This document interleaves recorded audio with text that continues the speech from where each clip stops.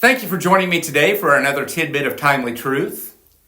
Today I want to discuss with you and even encourage you to take notice of the things going on in our world today.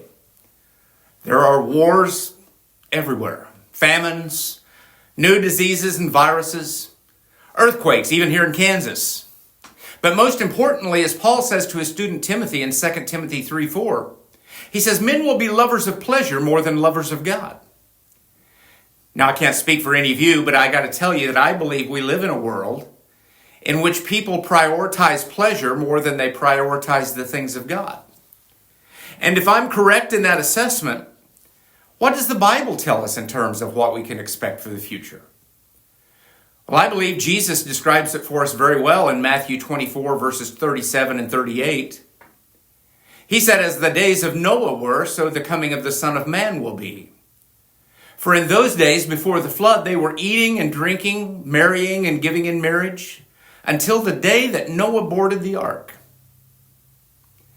You likely remember the story. It's been in every Sunday school class since Noah. But God had spoken to this man named Noah, letting him know that due to all the evil in the world at that time, he was going to destroy the world by means of a flood. So he had Noah build this gigantic boat with which to save the animal species of the world as well as Noah's own family.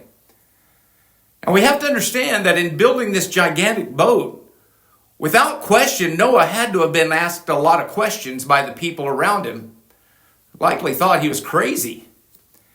After all, to that point in time, it had never rained.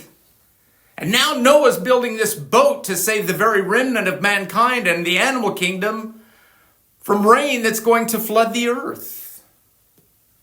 Wouldn't you think Noah was probably telling those who might have questioned his endeavor that once the door on this boat was shut, no one else would be able to enter?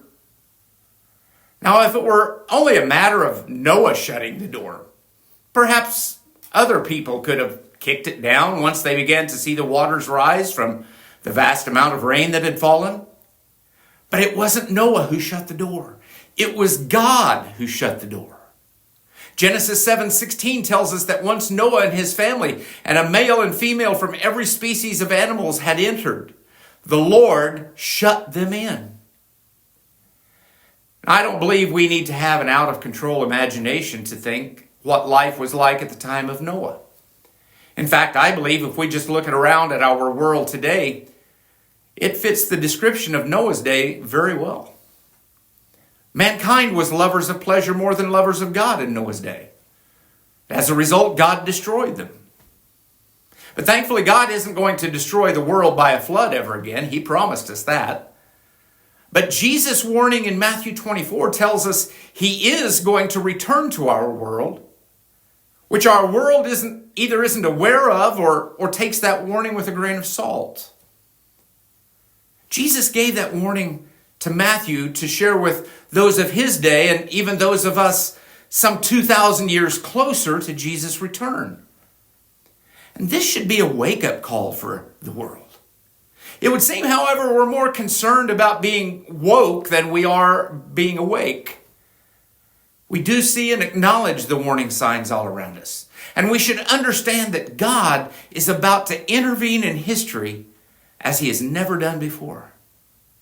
But this time, however, those of us who are a part of the family of God will be saved, and only those who are not will be subjected to God's judgment.